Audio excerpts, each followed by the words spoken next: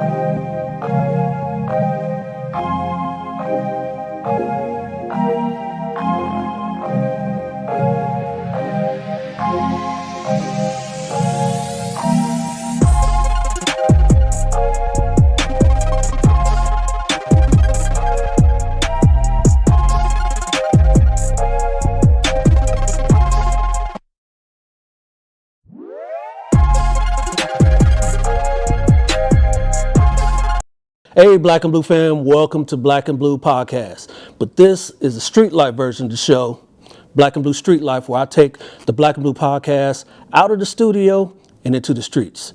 Today I'm at an undisclosed location out here in Orange County with a very special guest. But hey, before we get to it, hey, again, my name is Dale and I'm the host. I thank everybody for joining the show. Hey, hit me up on my social media pages as well.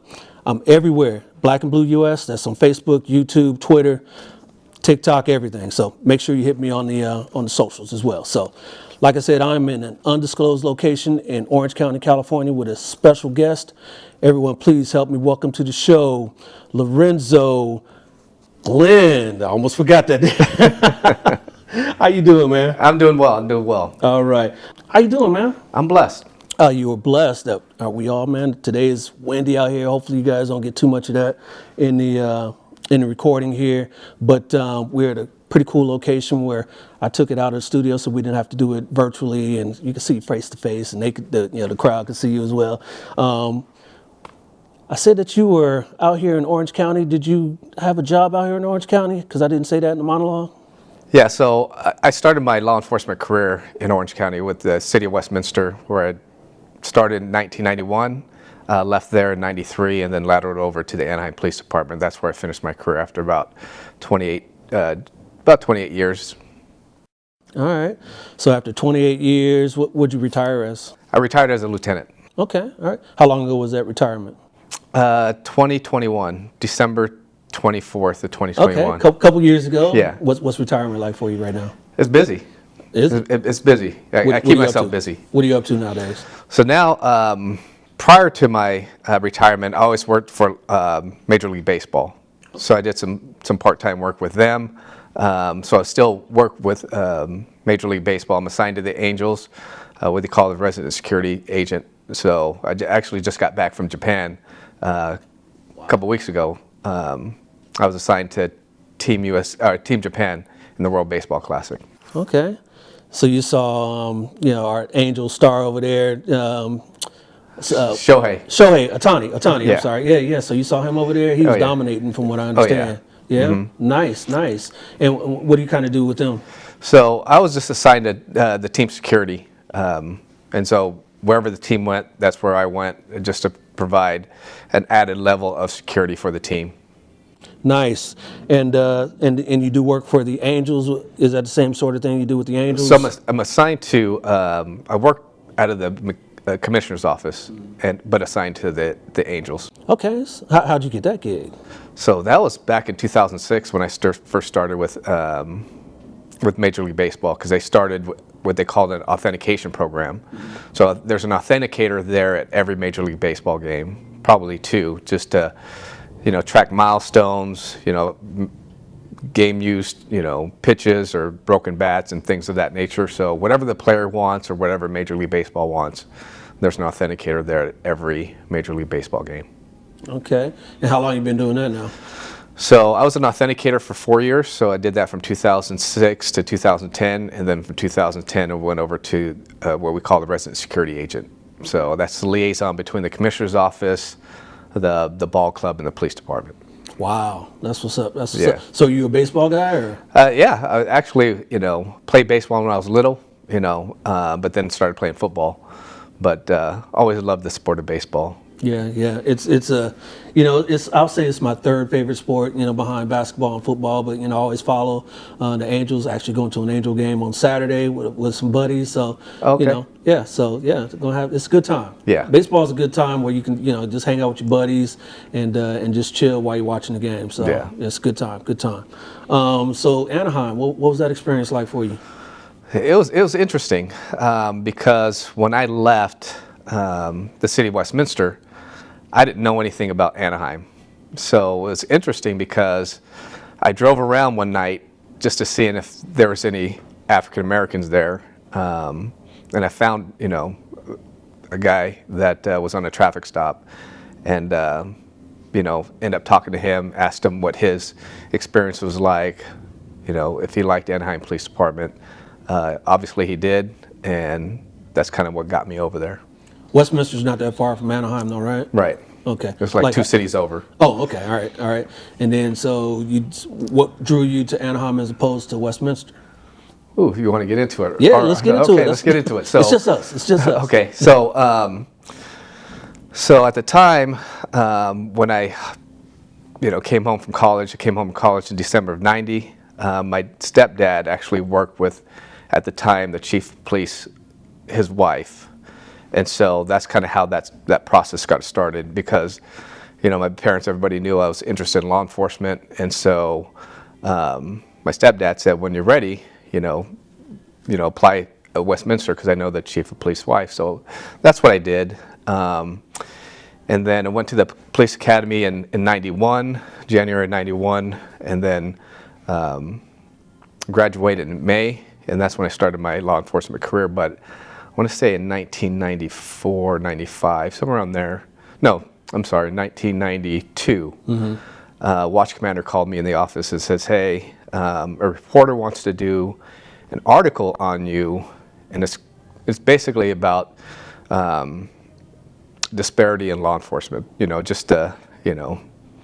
so Diversity, disparity? Disparity in law enforcement, especially in Orange County, because at the time at Westminster I was the second African American there. The first African American hired me, and he was a lieutenant at the time, or sergeant, and then ended up making lieutenant. And how big was Westminster at the time? At that time it was 101 sworn. Okay. And then a person became my best friend, Fred Small. He got hired right after me, so it's him and I. And Fred and I knew some of the same people. Like, he knew my brother. He knew another brother of mine, J.C. Pearson. They played football at University of Washington. So we came in the same circles. And, we hit it off. So, but going back to this article, so I said a lot of things in the article about not wanting to cause attention to myself. Because that was, back then in '92, it was like, people were wearing the X hats, the cross colors and things like that. So I made a point not to wear that stuff, because I didn't want to cause attention to myself. I just wanted to, do my job, be professional. And so I said some things. You didn't do article. the crisscross with the wearing the stuff backwards and all that? No, not the PD, no. So it was interesting because I did the article, they came out, did a ride-along, and, said some things about my experiences up until that point. And the article came out the day the riots ended in LA. Okay, the Rodney King ones? Yeah. Yep. And so Fred is the one that actually saw the article first. And he said it was a good article, right? So people at work that read the article got upset with me about some of the things that I said. Because one of the things I said is like, you can call me the N-word all day long. I've been called that, but if you call me boy, that's, to me, that hurt more. Yeah. You know what I mean? Just because of that, everything that, that implied, that I was less than. And so people who I thought were my friends kind of shunned me. And so that same lieutenant had called Fred in the office and said, hey, you need to have a talk with Glenn because a lot of people are upset with what he said in this article. And I hate for him to call for a follow-up and him not get one. And Fred knew, he's like, you can't do nothing. Don't do anything, just see how this plays out. And I remember one day, I was leaving the back lot of the police department, and in Orange County, they have this thing called Red Channel. So Red Channel is a countywide broadcast that would notify, other agencies if there's a pursuit coming in their jurisdiction, or if there's a crime broadcast, something that, Orange County agencies wanted to be aware of. If something happened in Anaheim, we do a crime broadcast where other agencies would know what we're looking for, what the crime was, et cetera. So in this particular instance, there is a crime broadcast of a vehicle that was used in a burglary, and they gave a partial plate, So this Sunday morning, coming out, hit Beach Boulevard, and I see the car. Yep. Get behind it, called it out, followed it. The guy pulled over. So I have him at gunpoint, right? And I notified, dispatch and the officers that were working that I had this guy at gunpoint. Had him at gunpoint so long, my shoulder started to hurt. Wow. So nobody was showing up? Nobody was showing up. And then Fred was on the other side of the city. He showed up. And at that point, I said, Fred, I can't stay here. Wow. You know what I mean? I remember writing a memo saying that, a lot of things got taken out of context, but it didn't, because that's how I felt. But I needed to do that because, basically for my survival. And I remember because when I picked shifts, Fred was right behind me. We'd always pick a shift where we both were there. And after that article came out, normally, you would talk amongst officers, and then people would handle the calls, and that was it. There was no interaction, So it got to the point where I said, you know what? I couldn't stay here. And then, Fred came from a sports background. He grew up with Eric Davis and Darryl Strawberry, played in the NFL for a few years. And so what we tried to do was, take the spotlight off of us. We organized celebrity basketball games and things like that. But it got to the point where I told Fred I couldn't stay there. But I still lived in the city. Okay. And then several years later, after I left for Anaheim, Fred was still there. And he ended up suing the city for racial discrimination. That's what I was going to ask you, because in the early 90s and all that, that was kind of not the time where, people were, suing for whatever, hostile work environments and all that sort of stuff. Sounds like you were going through it, and it sounds like Fred was going through it. Oh, Fred went through it a lot worse than I did. Yeah. Because at the time, he was assigned to a special unit. He was assigned to a partner. I think there was four of them at the time, plus a sergeant. So the gang unit at that time had served a search warrant at a white supremacist location. And one of the signs that was taken during evidence, it said nothing but whites.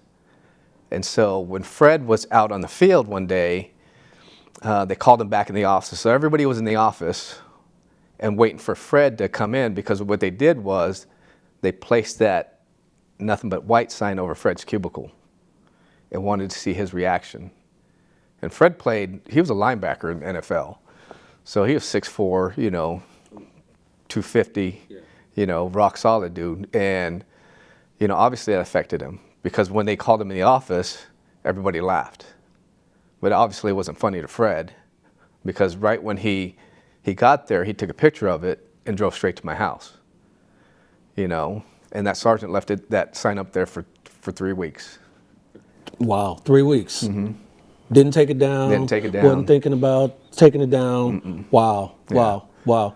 And so he finally ended up suing. How long did he do over there? So he left, I can't remember what year he left, but he ended up going to Inglewood Police Department. Okay. And then 2003, he ended up losing his life on a motorcycle accident. I'm sorry to hear that. Was it off duty or? No, it was on duty. He was on his way home, and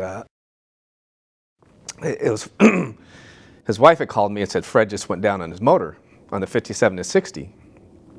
And I said, do you want me to go out there? She's like, no, it's I think it's minor because he's up and talking. I said, okay, let me know if you need me to go out there. And they live fairly close. And so she had made it out there, and she called me back and said, Fred just went into cardiac arrest, and they're taking him to this hospital. And so when I got to the hospital, I heard Robin, screaming like, I've never heard a woman scream before. And then I knew that's when Fred had passed. Wow, that's terrible. Yeah, That's terrible. and the hardest thing that I had to do was pull Robin off of Fred and then go home and tell, his daughter that Daddy wasn't coming home again. Wow. And how long ago was that? That was 2003. 2003. Sorry for your loss, and sorry for that family's loss as well. And then, so you were already at Anaheim at that time? Uh-huh. All right. And what was your experience like over at Anaheim? So I remember in 1994 when I was in training, I met a guy by the name of Johnny Estrada. And he was one of the first African Americans that got hired at Anaheim. And so he's taking me to the heliport, and I asked him about his experiences. And he was honest, brutally honest with me, because I had no idea the things that he went through. Just everything that, he'd went through. And I remember asking him, I go, how come you didn't leave? And he told me, he goes, because if I left, brothers like you wouldn't be here. And he told me, he said, it's your responsibility to take this to the next level. And those words always stuck with me, because he was a patrol person at that time. He had been there 20 plus years. And I asked him, like, did you ever put in for special assignments? Did you do this or do that? So he goes, you know what? After about the 11th time of hearing no, I got the hint. Got the idea, huh? Yeah. Yeah. I was like, man, I don't know if I could do it. And just everything that I went through at Westminster was minuscule to the things that he went through. Right. And you were saying that you were kind of going through that, you were hearing it from his mouth. Did you kind of think, maybe I made a mistake coming over here? No, that really did not weigh in my mind, because I'm the type of person that always have to prove you wrong, right? So, and I go back to my athletic career, right? Because I started to play football my senior year in high school. And at that time, I was like a $135. My brother played at that very high level. He played at University of Oklahoma, played with Brian Bosworth, and won a national championship. With the Boz, huh? Yeah. All right. Yeah, so I wanted to follow in his footsteps, so I went to Fullerton College, and then worked on, learning the game and everything like that. Ended up getting a scholarship and went to University of Montana. And back in '88 and '89, there wasn't a lot of African Americans at Montana other than, playing sports. So I always wanted to prove people wrong, because people said I was too little, couldn't do this, couldn't do that. So I always had that mindset, especially in the police department, because that's something that I always wanted to do, and I didn't want anybody to take that away from me. Something that I had to control. Right. What position did you play? Receiver. Okay. Well, you weren't too small. I mean, by today's standards, maybe. Yeah. When you got 6'5" receivers, but when you got Tyreek Hill, he's like 5'7" or whatever. Yeah, but he's blazing fast. Yeah, he's blazing fast. You didn't have wheels like that, though. No, nothing like that. Nobody's got wheels like that. Nobody's got wheels like that. All right. So you went through. You decided to stick it out. Decided to stick it out. Okay. Mm-hmm. What was your career like over there? I was blessed. I was blessed. But I remember a person saying something to me that had always stuck with me, because we would talk about different things, about, there's people that you let into your environment, what I mean? People that, you show your vulnerabilities to. And we started talking about, race and prejudice and things like that. And this person said to me, and he said he felt that black people are lazy by nature. And I said, if you feel that, what does that say about me here at this police department? Right. You know what I mean? So my thing to that person was, I'm gonna prove you wrong, based on my work ethic, based on how I handle myself. You know what I mean? Very easy to get upset, but I wanted to have a seat at the table, meaning I wanted to be a decision maker, you know, to give that different perspective. You know what I mean? Yeah. Okay. So how'd you go about that? What'd you do then? So I just let like I said, let my work ethic, let my professionalism, you know, dictate how people felt about me. Because, you know, you're in law enforcement, people know you based on your reputation and how you handle yourself, right? Because I always sit there and say, adversity reveals who you are. You know what I mean? So when you're going through it, people are going to look at you and see how you handle adversity. Yeah, absolutely. And so your career over there at Anaheim, what sort of stuff did you do over there? So I worked, gangs was my first detail, then went over to street narcotics. I did that for... That's one thing people don't realize. Anaheim, they hear Disneyland. They got some gangs over there. Oh, yeah. They got some stuff going on. Mm-hmm. Yeah. So back when I used to have hair, I remember, you know, I had cornrows and stuff like that. Oh, okay, Yeah. all right. Yep. Yeah, So was, you know, working dope at the street level. You know, did some undercover stuff, which was very, you know, fulfilling. Obviously, you're working with a tight group of guys, and so that was very fulfilling. You know, worked as a detective in auto theft, and then was promoted to sergeant in 2003. And then as a sergeant, worked, you know, a bunch of different details, tourist-oriented policing detail. I worked internal affairs, worked as a community services sergeant, oversaw our police athletic league, our PAL program, which we later changed to, I forget the name, but did a lot of different things. Was that because maybe the person that came up with it copyrighted that name? I know there was something like that with Shop with a Cop. Oh. There was the guy who came up with that term copyrighted it, so all the other police departments across the country couldn't say Shop with a Cop anymore. They had to change it to, you know, Helpers with Santa or whatever. Yeah. So No, it wasn't like that, was it? No, it wasn't like that. I think we just wanted to change the name for branding purposes. Okay. You know what I mean? So we came up with our own brand, but we're still affiliated with the PAL program, the National PAL, you know, Police Assistance League. So Okay. I did that for a few years. Tested for lieutenant for quite a few times. That was a humbling experience, you know. But every time I felt like quitting, I always remember that Johnny said, you know what I mean? Like, it's your responsibility, you know, to take it to the next level. Because at that time, there's no African Americans that reached the rank of lieutenant or above. Yeah. Now, did they kind of give you some constructive criticism on, you know, what you needed to improve on or anything like that so that you could make it? Yes and no. You know, sometimes I said, you're right there, you know, but human nature, you're going to sit there and compare your, you know, resume to the person or people that got, you know, promoted. Mm-hmm. So you start to do that, and I remember because I started to go down the path of being really disgruntled. You know what I mean? And the deputy chief at the time that I actually worked with in gangs, he pulled me aside and he called me on it. You know, and that was the first time I said, you know what, you're right. You know, I'm at a fork in the road. You know what I mean? So I took a look at myself and said, you know what, there's things I could have done better. So I started taking responsibility for some of the things that I did. So. Nice.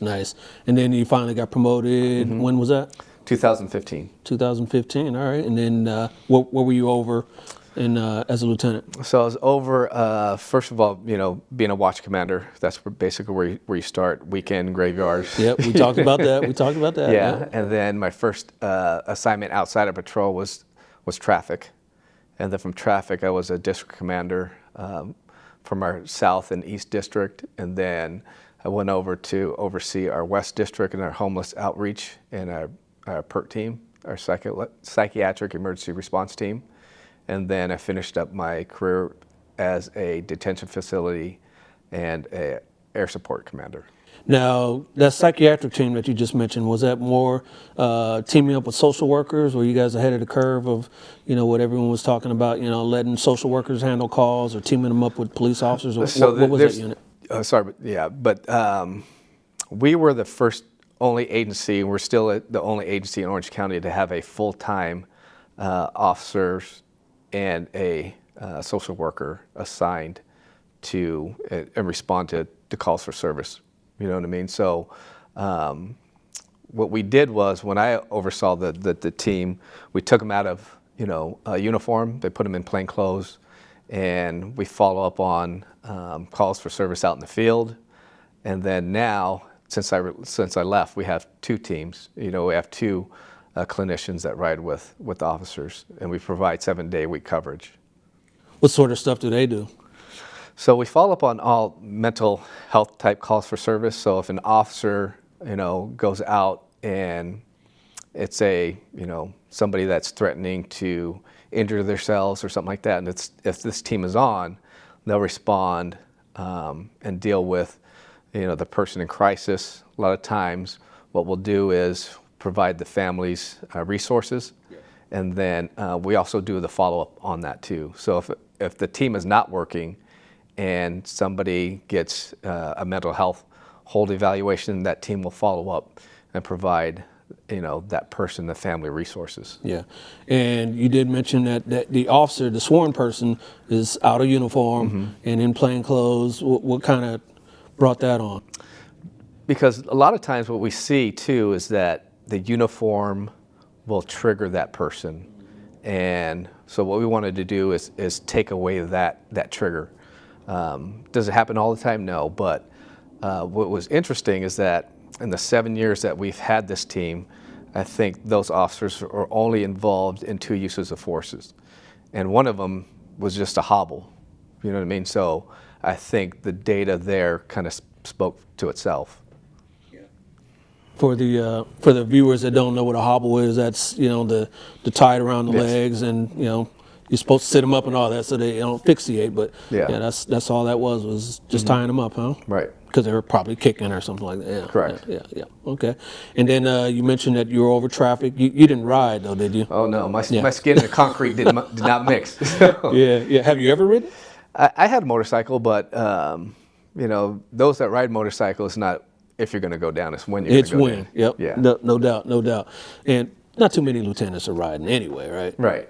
Yeah, because it's what, 40 hours long. Yeah. A friend of mine that I brought in as a sergeant, he went down during training, and it was a 40 decel. So you're hitting 40 miles an hour, you're stopping without skidding. He went over the handlebars and, got pretty good road rash, and I was that right there was a deterrent for me. And traffic's got to be a big thing in Anaheim with all the tourists and all that sort of stuff. How big is the traffic unit? So now, back then, we had probably 24 motors, 3 sergeants. But now, obviously, everybody's hurting for staffing, so those numbers went down quite a bit. And I was talking about Anaheim is a big tourist haven. You've got, Disneyland, you've got the sports teams. And what was that experience like, working for Anaheim with all this tourist attraction stuff going on? It was good. It was great. Obviously there's a lot of, venues for us to work in overtime capacity. So you get to see a lot of sporting events, concerts, and things like that. But it was great. It really was. Yeah. And Disneyland's the big one in town. What's that experience with Disneyland? I told you I went to Orange County Sheriff's Academy, and I had a classmate that was with Anaheim, and we would joke, Disneyland PD and Disneyland handles, owns, the city and the PD. They, just like any other city, they're political, in politics, they've got a stronghold, I'm sure. What was that like? Whatever Disney wanted, they got, or? Well, fortunately for us, Disney and City of Anaheim Police Department entered into a contract. So you have contract officers that work down there, and Disney pays their salary and staff. But like you said, when I was there as a sergeant, I worked the tourist-oriented policing detail, which we had a substation down by Disney. And I went to Disney University, so they put me through that. Disney University, what is that? Just learning, customer service, how Disneyland, their employees operate, and it was eye-opening experience, because that's something that, I wasn't really used to, but I understand, their way of thinking, their politics, everything that they want to do and have their guests, Yep. Now, unlike the Fast and the Furious, where they say family all the time, Disney really is about that family, right? That 100%. Definitely about that family life. And so, going back to your experience at Anaheim PD, when you left, what was, the rate of, people of color in the department when you left? Well, I would assume it eventually got a little better, right? A little better. There's one area that we can't overcome that hurdle, and that's African American females. Okay. I've been there because I'm still there in a part-time capacity, so I show up every week. So in the past 30 years, we've only had one African American, sworn female, and I don't understand why we can't get any more. Yeah, that's what I was going to ask you. What do you think that's about? I don't know.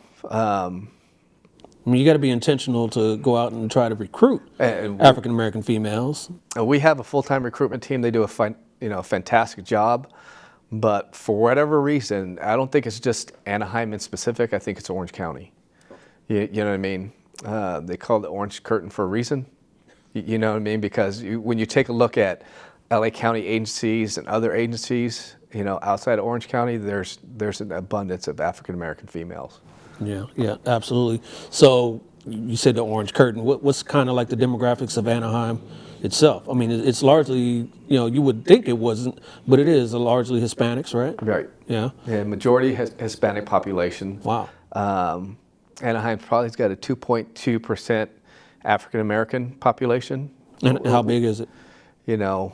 Which let me go back, because what's interesting, because Anaheim hosts the Black History Parade every year. You know what I mean, for Orange County. For Orange County, yeah. Yeah, so, I don't know what the numbers are per se, but it's very small, very small African American community. Right. Is there any city in Orange County that probably not? It's probably the most in Anaheim, right? I think maybe Santa Ana, maybe. Santa Ana used to be, because that's where I grew up in Santa Ana. Okay. I grew up in Santa Ana in the the 70s, and it was where we lived, over by Jerome Park, and that used to be a predominantly African American population there, but over the years, everybody's end up moving out. Yeah. Yep. For a number of reasons, I'm sure. But you got to be intentional. It sounds like they're trying to recruit. Everybody's trying to recruit Right. nowadays. What do you think is going to be the end result of recruitment and trying to get people of all colors and sexual orientations into law enforcement? Because it seems like nowadays a lot of people don't want to be cops. That's what you start to see a little bit. I think our numbers are increasing as well, other police departments, but like you said, we're all pulling from the same pool of people. And so it's, what does that particular police department or municipality or sheriff's department offer that candidate? You know what I mean? Because we sit there and talk about family, come, be a part of our family. And, that's something else that, I like to talk about as far as the law enforcement family too. Yeah, absolutely. Because Anaheim's a good paying department, but money's not everything. It helps. It helps a lot. But like you said, if you don't see anyone that looks like you in positions of leadership, maybe that's a kind of deterrent. Right. Yeah. Is there anyone past lieutenant since you've retired over there? Nope. You were it, huh? Mm-hmm. We have 2 African American lieutenants now. So. Okay. All right. Yeah. And then anyone in sergeant ranks? No. Wow. Still some work to do over there, huh? Mm-hmm. Still some work to do. All right. And so now you're retired, semi-retired. You go to the PD, once a week. You said, right? Is it once a week? Couple times a week. Couple times a week. Couple times a week. Still working for Major League Baseball. Still It sounds like you're staying busy. Yeah. Yeah. And then I'm also doing some, police expert testimony work. I was fortunate to meet a guy that's kind of trained me for the last couple of years, kind of taking me under his wing and show me that, the different aspects of being a, court certified expert in what use of force? Police practices, use of force cases. All right. So one of these days we might see you like on CNN or I don't know about court that. TV or something like that. Yeah, something like that. But one of the things too was interesting. We talked about earlier about the George Floyd effect, and what we went through not only as a police department but as a law enforcement community. And so I was asked to be a part of this listening session. I was the only African American officer that was on this board. It wasn't really a board, it was like a listening group that people within Orange County, African Americans, predominantly African Americans, my job was to kind of educate them on what we do in law enforcement. Because you always hear about, you're in law enforcement, well, police should be doing this. Well, we are. You guys should be doing this. We are. And so my job is to educate them in the policy and procedures, trainings, and things like that. So what we did was, from 2020 to about 2020, end of 2021, I kind of put them through, a series of, if you want to increase the trust between law enforcement and the community, I'm going to invite you into our police department. We're going to, offer you some training. And one of the training is I'm going to put you through the use of force simulator. You know what I mean? Yep. And that was an eye-opening experience for some people, because now they see how fast things can unfold. And my job was to explain not only when we can use force, force options that are available, but, reaction is not going to be, reaction is what it is. You can't out-train human behavior. Right. But, people still got that TV effect where they watch on TV and they watch the old movies and shows where, they shoot it, from, 100 yards out, and they shoot the guns out of someone's hand. They say, why can't you guys just shoot him in the arm or shoot the gun out of his hand? And, that's not realistic. But, Right. How do you counteract that? How do you combat that? Yeah, so it was funny because we put a series of these community members and also some of our elected officials through our use of force simulator. And one particular scenario was the use of force instructor said, okay, this person is going to shoot you. I'm letting you know right now, but you get to stand just like this, but officers don't. And so basically the scenario is you're going to get called to a park where this guy is armed with a gun. But you get to start this way. So when he, presents the threat, if you feel that you shoot, you stop when the threat is over. And so it was just a simple scenario with a, tennis court in the background, person's just standing there, and, just approach this person, and then the person just pulls a gun, shoots, and turns and runs. And that person, reacted to the threat, fired about 4 or 5 times, and the scenario's over. And the use of force instructor says, did you shoot him in the back? Oh, absolutely not. Absolutely not. Okay, let's play it over. He, played it, you shot him in the back twice. Yeah. And the message, okay, now you're facing 25 years to life. Yeah. How fast things can unfold. Right. Because the time it takes to start shooting something, by the time your brain sees and starts to react to the threat, sometimes those things have changed. Yeah. And it takes time to stop shooting too. Yeah. And so those are the educational moments that people really need to understand. You know what I mean? So. And who are these people that are going through that, get these realizations? Are they, they're politicians, at the city council? Are they, trustees at some college, or who are these people? Are they community members? These are the ones that actually need to go through and see this. 100%, because some of those are our biggest critics, which we invite sometimes, right? Absolutely, we invite, because we have to have that conversation. And my message to the chief is that we're going to have these conversations, and they're going to hurt. Because we have to address some of the things that law enforcement has done, right? Might not have happened when I was there, but it's that perception that people have. Yeah. And that's it's a good thing that we invite these conversations with the community, because like you said, it needs to be done, and they need to see how we operate, and we need to see their side of the story as well, because like you said earlier, we come from the community, right? Right. We recruit from the community, and we're part of that community. So, all right. Well, hey, I appreciate you coming through and sharing your insight and your knowledge and all that, and your experiences with Anaheim and Westminster and all that. But hey, you are not done. I told you, we got some trivia here to play for you. So okay. Let me get this set up for you here. Black or blue? Black or blue? Black or blue? Black or blue? Black or blue? Black or blue?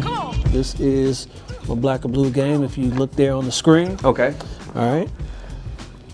And your category today, sir, is the house that Mickey built. We were talking about Disneyland, and that's Disneyland versus Disney World. I actually did an episode last week. My last episode was with a sergeant from Orlando PD. Okay. And I played the same game with him because Orlando has Disney World. So I'm going to show you some pictures of a ride of an attraction. You tell me, is that attraction either at Disneyland, Disney World, or both? Okay, so I got a question. Yeah. So just Disneyland. We're not talking about California Adventure, Well, right? well, I mean, it could be California Adventure, all right. but at Disneyland here in Anaheim, or in Orlando, or both. Okay. Okay. All right. So, all right, let's get this back here for you. So, Disneyland, Disney World, or both. All right. So here's your first one here. The Tower of Terror, is that at Disneyland, Disney World, or both? I know it's at Disneyland. Disney World. I'm gonna say both. That would be incorrect. It's only at Disney World. We used to have one then. Maybe you used to, but I know we had one. no, it is only at Disney World. Only at Disney World. All right, that's all right. We'll get you back on track here. How about Pirates of the Caribbean? That's gotta be both. Yeah, that is definitely both here. Yeah, it's definitely both. Especially as popular as that is, Right. It's got to definitely be at both. All right, so we got you 1 for 1. How about Mission Space? Ooh. I know they used to have that. See, it's been a while since I've been at Disneyland. I'm gonna have to say Mission Space. Mission Space. Disney World. That is correct. Yeah, only at Disney World. Kind of had to think of that. Florida's got the space shuttle launches and all that. Right. Not too many of those out here in Anaheim, right? All right, cool. We got you going here. How about Radiator Springs? That's the Cars ride. Oh, see, that's a California Adventure. Yeah, see, that's definitely, yep. Disneyland, yep. All right. So for people that don't know, those are two separate parks. Right. Right on the Disneyland property, right? Yes. Yeah. So California Adventure, all right. But we'll say that's Disneyland, all right. How about the Indiana Jones Temple of Doom? I'm gonna say Disney World. Disney World? Oh, come on, man. That is only at Disneyland. Oh, dang. Yeah, So, you haven't been in that long line over there? All right. Oh, it's okay. It's all right. How about the Jungle Cruise? Another popular No, that's a ride. Disney. And they made a movie of it, so that's kind of just like Pirates of the Caribbean. So there's your clue there. Gotta be at both. Yes, it is at both. Yep. Did you see that movie? I think The Rock was in it. Yeah, I never saw it, but yeah, I saw it. They had it. How about the Test Track? I think that would be the opposite of the Radiator Springs Cars ride. The opposite of it. Yeah, that's gotta be at Disney World. Disney World, yeah, that is correct. Gave you a hint there, the opposite of the cars, right? Yeah. How about Grizzly River Run? Ooh, I think that might be at Disneyland. Yeah, that's correct. Yeah, so you remember that. You probably took your little kid there back in the day. I think that's one of those little kid rides. I'm not sure. I don't remember that one. How about Guardians of the Galaxy? That's at.